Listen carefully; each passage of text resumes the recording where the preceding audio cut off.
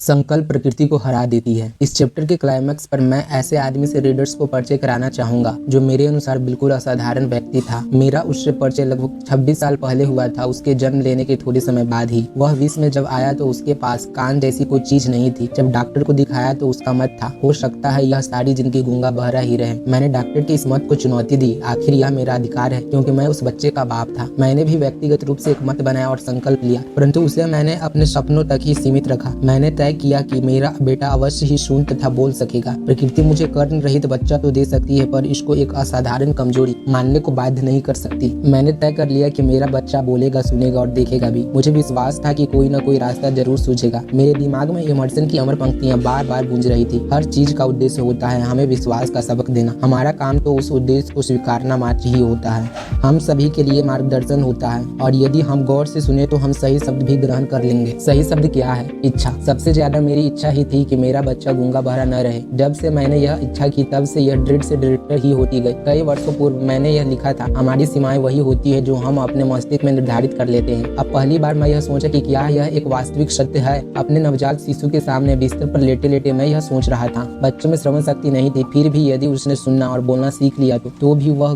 जीवन भर अंगहीन तो रहेगा ही। निश्चित ही यह वह सीमा थी जो बच्चे के दिमाग में नहीं थी। अब मैं क्या करता, मैं चाहता था कि कैसे भी बच्चे के दिमाग तक मैं अपनी धड़कती इच्छा पहुंचा सकूं। काश यह बिना काम वाला बच्चा मेरी अदम्य इच्छा समझ पाता। मैंने सोचा कि जब यह बच्चा थोड़ा समझदार हो जाएगा तो मैं इसके दिमाग में अपनी वह इच्छा कूट कूट के भर दूंगा। फिर माँ प्रकृति अपनी तरह से इसे एक वास्तविकता बनाएगी। यह सब बातें मेरे मन में उभर रही थी, पर मैंने इन्हें मन में ही रखा और किसी के सामने जाहिर नहीं किया। लेकिन अपने इस प्रण को कि मैं अपने बेटे को गूंगा बहरा नहीं रहने दूंगा नित्य मन ही मन दोहराता रहा। जैसे जैसे मेरा बच्चा बड़ा होने लगा उसे आसपास की चीजों की समझ होने लगी। मैंने देखा कि उसके पास सुनने की बहुत थोड़ी ताकत थी। जब वह चलने फिरने की आयु तक पहुंचा तो उसने बोलने का कोई प्रयत्न नहीं किया, लेकिन हम उसकी चेष्टाओं से सुनने लगे कि वह थोड़ा बहुत सुन सकता है। यही मैं जानना चाहता था। मुझे भरोसा था कि यदि वह थोड़ा सुन सकता है तो ज्यादा भी सुनने लगेगा। फिर कुछ ऐसा हुआ जो मुझे आशा की किरण दी। यह बिल्कुल अप्रत्याशित ढंग से हुआ। हमने एक बाजा फोनोग्राफ खरीदा। जब उस बच्चे ने उसका संगीत सुना तो वह हर्ष से उत्साहित सा हो गया और उस बाजे पर अपना हक जता दिया। कुछ ही दिन बाद उसको अपने रुचि के सॉन्ग का ज्ञान हो गया। उनमें से एक सॉन्ग था इट्स एक लॉन्ग वे टू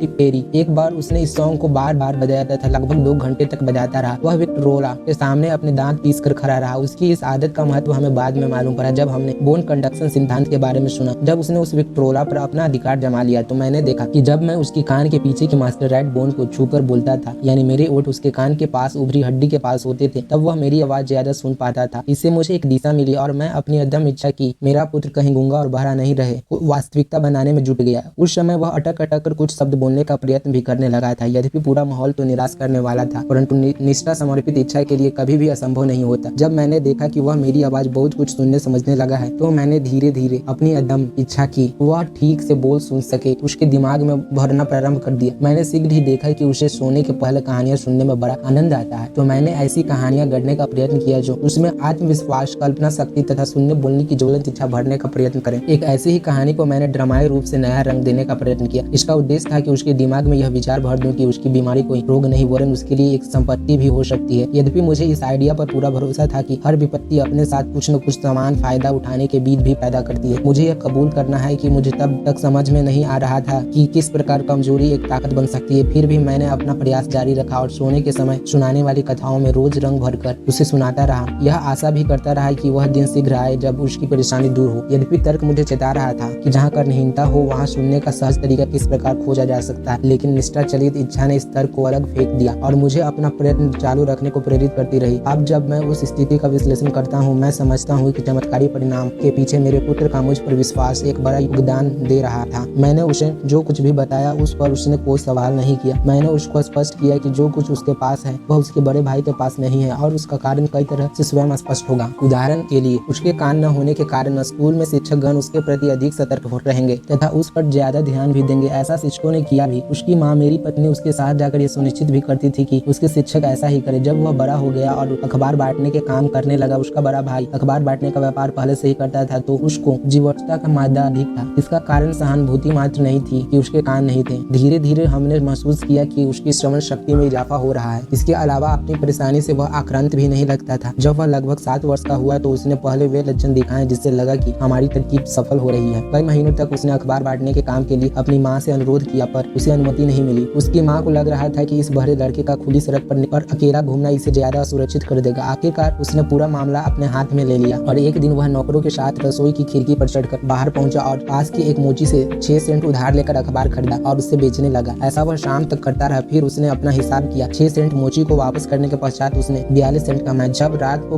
हम घर वापस पहुंचे तो वह सो रहा था। उसकी कमाई उसके हाथ में मजबूती से दबी हुई थी। उसकी माँ ने उसकी मुट्ठी खोलकर सेंट के सिक्के निकाले और भवकती हुई रोने लगी। और मुझे यह सही नहीं लगा। अरे अपने बेटे के पहली विजय का अश्रुपात कैसा। मेरी प्रतिक्रिया बिल्कुल उलट थी। मैं जी भरकर प्रसन्न हुआ कि मेरा तरकीब कामयाब सिद्ध हुआ और उसमें मेरी निष्ठा ने अपना जौहर दिखाया। परंतु उसकी माँ को लग रहा था कि उसके पुत्र ने धन कमाने के लिए अपनी जान को जोखिम में डाला है। परंतु मेरा विचार था कि वह एक स्वनिर्भर व्यापारी है तथा उसका अपने प्रति विश्वास 100% बढ़ गया था। वह अपनी ही पहल पर व्यापार में गया और विजयी रहा। मुझे इस बात से खुशी हुई कि उसमें अपनी योग्यता को पहचानने की काबिलियत है जो उसके साथ सदैव रहेगी। बाद की घटनाओं ने उसे पूरी तरह सिद्ध भी कर दिया। जब उसके बड़े भाई को कोई चीज चाहिए होती तो जमीन पर लोट-पोट होकर अपनी लातें फटकारने लगता और अपनी मनचाही चीज प्राप्त कर लेता। परंतु हमारा छोटा भरा बालक ऐसा कुछ भी नहीं करता। वह उस मनचाही चीज को प्राप्त करने के लिए योजना बनाता, धन प्राप्त करता और फिर वह चीज स्वयं ही खरीदता था। अभी तक वह ऐसा ही करता है। मेरे छोटे पुत्र ने वाकई मुझे सिखाया कि अपनी कमजोरी को किस प्रकार अपना लक्ष्य प्राप्त करने के लिए मजबूत सीढ़ियां बनाई जा सकती है। उन मजबूरियों या कमजोरियों को बाधाएं नहीं वरन प्रगति का बहाना समझना चाहिए। वह छोटा बहरा लड़का उसी स्थिति में स्कूली और कॉलेज की शिक्षा हासिल करता रहा, अपने शिक्षकों को बिना सुने जब तक कि वे उसके कान के पास आकर जोर से न चीखे। वह बहरों के स्कूल में नहीं वरन साधारण स्कूल में ही गया था। हम उसको बहरों के लिए प्रयुक्त चिन्ह भाषा सिखाने भी नहीं देना चाहते थे। हम चाहते थे कि वह साधारण जीवन ही जिए तथा आम बच्चों की तरह सब में घुले मिले। हम अपने निर्णय पर डटे रहे। यद्यपि इसके बारे में हमारी स्कूल प्रबंधकों से तीखी बहसें होती रही। जब वह हाई स्कूल में था तब हमने उसके लिए बिजली की हेयरिंग एड भी खरीदी, परंतु उसके लिए वह बेकार ही रही। बाद में शिकागो के डॉक्टर जे गार्डन विल्सन ने जब उसका एक तरफ का ऑपरेशन किया तो मालूम पड़ा कि प्रकृति ने ही उसका श्रवण तंत्र ही नहीं बनाया है। लेकिन जब वह अपनी कॉलेज शिक्षा के अंतिम सप्ताह में था, उस ऑपरेशन के लगभग 18 वर्ष बाद तब ऐसा कुछ हुआ जो उसके जीवन की एक युगांतकारी घटना बन गई। वैसे लगा तो एक तुक्का ही, परंतु हुआ यह कि परीक्षण के लिए उसके पास बिजली की एक और हियरिंग एड भेजी गई। क्योंकि ऐसा पहला परीक्षण कारगर सिद्ध नहीं हुआ था, वह काफी उदासी से इस नई हियरिंग एड को परख रहा था। अंत में अचानक उसने वह यंत्र लापरवाही से उठाकर अपने सिर पर रख दिया। जैसे ही उसे बैटरी से जोड़ा मानो चमत्कार ही हो गया। एक जादुई करिश्मे से उसके साधारण श्रवण शक्ति प्राप्त करने की इच्छा एक वास्तविकता बन गई। पहली बार उसने उसी प्रकार सुना जैसे कोई भी साधारण आदमी सुनता है। वाकई खुदा बड़ा साक्षकार है और करिश्मे करता है। अपनी बदली हुई दुनिया में हर्ष से लगभग आनंदित हो वह सीधा टेलीफोन के पास गया और अपनी माँ से बिल्कुल आराम से बात की और उनकी बात साफ सुना। दूसरे दिन से उसको अपने कॉलेज के प्रोफेसरों और शिक्षकों की आवाज बिल्कुल सही प्रकार से सुनाई पड़ने लगी। पहले तो वह उनको तभी सुन पाता था जब वे उसके बिल्कुल पास आकर चीखते थे। अब तो वह किसी से भी खूब बातचीत कर सकता था। उसकी दुनिया तो बिल्कुल ही बदल गई थी। उसने प्रकृति की गलती को वैसे ही स्वीकार नहीं किया और प्रकृति को भी मजबूर कर दिया कि वह अपनी गलती सुधार ले। यद्यपि हमारी इच्छा अब कारगर होने लगी थी, परंतु अभी पूरी जीत नहीं हो पाई थी। अभी उस बालक को अपनी कमजोरी को एक निश्चित फायदे के रूप में बदलना बाकी था। अपनी उपलब्धि की महत्ता जाने बगैर नई दुनिया की खुशी में पागल उसने हियरिंग एड बनाने वाली कंपनी को एक खत लिखा जिसमें अपना मधुर अनुभव भी वर्णित किया। पता नहीं क्या उस पत्र में लिखा था। उस कंपनी ने उसे न्यूयॉर्क आने का निमंत्रण भेज दिया जब वह वहाँ फैक्ट्री में घूम रहा था। साथ में वहाँ का चीफ इंजीनियर भी था। पता नहीं उस लड़के को वहाँ से क्या प्रेरणा कौंधी कि उसने एक सुझाव दिया जिसमें उसकी कमजोरी को एक खास फायदे का सौदा बना दिया जो उसे सारी जिंदगी खुशी और धन देने वाला सिद्ध हुआ। उस सुझाव का असली सार यह है, यदि वह अपनी कथा और अचानक श्रम शक्ति के सुधार के बारे में अपने अनुभव लिख सके तो इससे उसके जैसे लाखों लोगों को बड़ा लाभ प्राप्त होगा। तभी उसने निर्णय लिया कि वह अपनी बाकी जिंदगी बहरों की सेवा में व्यतीत करेगा। फिर 1 महीने तक वह गहन शोध में व्यस्त रहा जिसमें उसने इस हेयरिंग एड के मार्केटिंग के तरीकों पर मनन किया और सारे विश्व के बहरों से सीधे संप्रेषण के रास्ते तलाशने लगा। जब संपर्क कायम हो गया तो उसने अपनी द्विवर्षीय योजना बनाई जो उसके शोध पर आधारित थी। जब उसने अपनी योजना उस कंपनी को बताई तो उसे एक ऐसा पद प्राप्त किया गया जिसके द्वारा वह अपनी महत्वाकांक्षा को चरितार्थ कर सकता था। जब वह काम करने गया तो उसने सपनों में भी नहीं सोचा था कि नियति ने उसको हजारों बधिरों का उद्धारक बना दिया। बिना उसकी सहायता के वे हजारों अपनी खामोश दुनिया में सर पटकते रहते। जब वह इस हेयरिंग एड बनाने वाली कंपनी के साथ काम करने लगा तो एक दिन उसने अपनी कंपनी द्वारा चलाए गए क्लास को चलाने के लिए मुझे बुलवाया। उद्देश्य तो वही था, बधिरों को सुनने की सहूलियत प्रदान करना। मैंने ऐसा शिक्षण पहले कभी नहीं किया था, इसलिए मुझे थोड़ा संशय था कि कहीं इसमें मेरा समय बर्बाद ही न हो। लेकिन यहाँ एक प्रदर्शन दिखाया गया जिसने मेरी उस सोच जिससे मैं बहरों के मन में सुनने की इच्छा को ज्वलंत रखने के लिए आतुर था, वो नया और विस्तृत आयाम प्रदान किया। मैंने देखा कि मेरी ही तरकीब का प्रयोग कर बहरों को सुनने और बोलने की कला सिखाई जा रही है। यही वह तरकीब थी जिसके द्वारा मैं पिछले ही वर्षों से अपने बहरे पुत्र को बहरेपन से बचाने का प्रयत्न करता रहा था। इस प्रकार नियति का चक्र घूमा कि न सिर्फ मेरा पुत्र बरेयर ही अपना श्रवण शक्ति प्राप्त कर सका वरन मैं और उसने मिलकर एक ऐसा अभियान चलाया कि जिससे सिद्ध हो गया कि जन्मजात बहरापन साइंस की भाषा में डेफ म्यूरिज्म को सुधार कर लाखों बहरों को श्रवण शक्ति प्रदान की जा सकती है। अगर यह एक के लिए हुआ तो औरों के लिए निश्चय ही हो जाएगा। इसमें कोई संदेह नहीं कि यदि मैं और ब्लेयर की माँ उसके मन में यह इच्छा न उमड़ने देते तो वह अभी तक बहरा ही रहता। जैसा पहले मैं उल्लेख कर चुका हूँ, ब्लेयर के जन्म के समय ही डॉक्टर ने साफ कह दिया था कि यह बच्चा आजन्म गूंगा और बहरा रह सकता है। कुछ हफ्तों पहले इन मामलों के विशेषज्ञ डॉक्टर इरविंग वुरहिज ने ब्लेयर की जांच की। उसको सुनकर वाकई में हैरानी हुई कि ब्लेयर आराम से सुन बोल सकता है, क्योंकि उसके परीक्षण के अनुसार सैद्धांतिक रूप से यह युवक बोल सुन नहीं सकता था। यद्यपि एक्सरे की तस्वीर स्पष्ट दिखा रहे थे कि उसकी खोपड़ी में कानों के लिए कोई छेद ही नहीं है। ऐसा प्रतीत होता है कि ब्लेयर के मन में हमारे द्वारा भरी तीव्र इच्छा ने प्रकृति को भी अपनी गलती सुधारने पर भी मजबूर कर दिया और उसने मस्तिष्क एवं श्रवण तंत्र के मध्य की खाई पार की। इस तथ्य को अभी चिकित्सा के क्षेत्र के विशेषज्ञ स्वीकार नहीं कर पा रहे हैं कि आखिर यह किस प्रकार हो पाया। यदि मैं इसकी कल्पना करूं कि प्रकृति ने यह करिश्मा कैसे दिखाया है तो शायद अनुचित होगा, लेकिन इस अनुभव ने मेरा विश्वास दृढ़ कर दिया कि यदि किसी आदमी में ज्वलंत इच्छा को निष्ठा का सहारा मिल जाए तो उसके लिए कुछ भी असंभव नहीं रह जाता। सत्य तो यह है कि अदम्य इच्छा के पास कई छिपे मार्ग हैं अपने आप को ठोस रूप में चरितार्थ करने के लिए। ब्लेयर के मन में ऐसी इच्छा उठी और उसे श्रवण शक्ति प्राप्त हो गई। वस्तुतः उसका यह अभिशाप औरों के लिए एक वरदान सिद्ध हो गया। अब वह लोगों का उदारक बन गया है। वह कंपनी उसे एक मोटी वेतन का पद भी दिए हुए है। वे सफेद झूठ जो मैंने उसके दिमाग में उसके बचपन में भरे थे कि उसका बधिरापन उसकी कमजोरी नहीं वरन एक वरदान सिद्ध होगा, सही साबित हुआ। वस्तुतः यदि अदम्य इच्छा को गहरी निष्ठा का आधार मिल जाए तो हर सपना हकीकत बन सकता है। यह गुण तो हर कोई मुफ्त में प्राप्त कर सकता है यदि मन में ऐसी प्रबल कामना हो। लोगों के साथ मेरे लंबे अनुभव में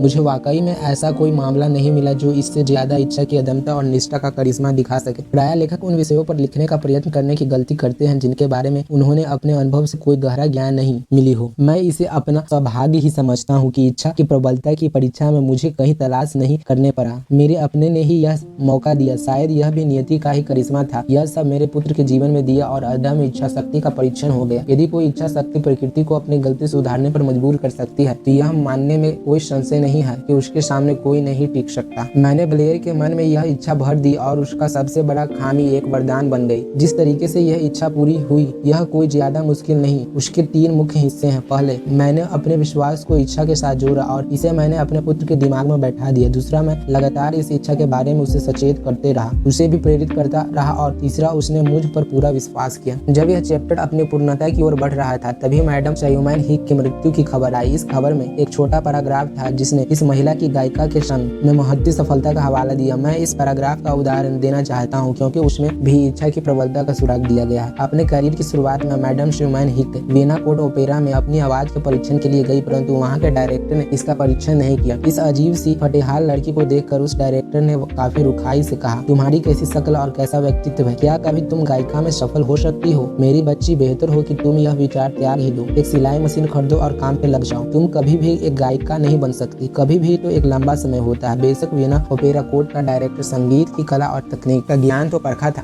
पर उसे यह नहीं मालूम था कि जब इच्छा पर एक जुनून का रूप ले लेती है तो क्या क़यामत ढा सकती है। यदि उसे इसका इंच मात्र भी आभास होता तो वह एक जीनियस को बिना मौका दिए वापस नहीं जाने देता। कई वर्ष पहले मेरे एक व्यापारी सहयोगी बीमार पड़े। धीरे धीरे उनकी हालात बिगड़ती गई और अंततः उन्हें अस्पताल में भर्ती होना पड़ा। एक ऑपरेशन के लिए जब उनको ऑपरेशन रूम में व्हील चेयर पर ले जाया जा रहा था, मैंने उन्हें देखा और सोचा कि क्या उतना पतला दुबला आदमी इस बड़े ऑपरेशन को बर्दाश्त कर सकता है? क्या यह ऑपरेशन कभी सफल भी हो सकता है? डॉक्टरों ने भी चेतावनी दी थी कि इन महाशय का बचना बहुत मुश्किल है, परंतु यह तो एक डॉक्टर की राय मात्र थी, यह रोगी का मत तो नहीं था। जब वह व्हील चेयर से ऑपरेशन के लिए अंदर ले जाया जा रहा था, उसने धीमी आवाज में मुझसे कहा कि परेशान मत होइए चीफ, मैं जल्दी ही वापस आऊंगा। पास खड़े नर्स ने भी मेरी ओर दया की दृष्टि से देखी। उसको बचाने वाली एकमात्र शक्ति उसकी जीने की इच्छा ही थी। यह बच नहीं सकता था, परंतु उसने अपनी जीवटता से मृत्यु को स्वीकार कर दिया। मैं विश्वास के आधार पर पैदा होने वाली अदम्य इच्छा शक्ति का कायल हो चुका हूँ। मैंने देखा है कि यह ताकत एक बहुत नीचे रहने वाले व्यक्ति को धन और सफलता के शिखर पर ले जा सकती है। मैंने देखा है कि कैसे यह ताकत बीमारों को कब्र में जाने से रोक देती है। सर्वहारा लोग कैसे इस ताकत से वापस जिंदगी में आकर खुशहाल हो जाते हैं। मैंने अपने पुत्री के मामले में यह स्पष्ट देखा कि कैसे प्राकृतिक रूप से अपाहिज लड़का इसी ताकत के आधार पर एक आम साधारण सुखी और खुशहाल जिंदगी बिता सकता है। किस प्रकार इस ताकत को सही प्रकार से लगाया जाए कि इच्छा पूर्ण हो सके, इसी का उत्तर इस अध्याय और आगे के अध्यायों में भी दिया गया है। यही वह संदेश है जो शायद सर्वाधिक लंबी अवधि का और पूरी तरह हताश करने वाली मंदी के उपरांत अमेरिका से पूरे विश्व को दिया जा रहा है। तार्किक रूप से यह सोच सही है। कि यह संदेश उन सबको मिलेगा जो इस मंदी के शिकार हो चुके हैं, जो इस अवधि में अपना सब कुछ गंवा चुके हैं और जिन्हें अपने व्यवस्थित जीवन को दोबारा व्यवस्थित करने का परम आवश्यकता है। मेरी उन सब के प्रति शुभकामना है कि आपकी कोई भी उपलब्धि हो, उसकी शुरुआत एक धड़कती अदम इच्छा से ही हो, जिससे आप अपनी मंजिल निश्चित रूप से प्राप्त कर सके। मानसिक रासायनिक प्रक्रिया का एक रहस्यमय सिद्धांत जो कभी स्पष्ट समझ नहीं आता, उसे प्रकृति अपनी अदम इच्छा के आवरण में ही छिपा कर रखती है, जो अपना प्राप्य प्राप्त करके ही रहती है तथा जिसके लिए असंभव एक बेमानी शब्द है तथा पराजय एक निरर्थक भाव।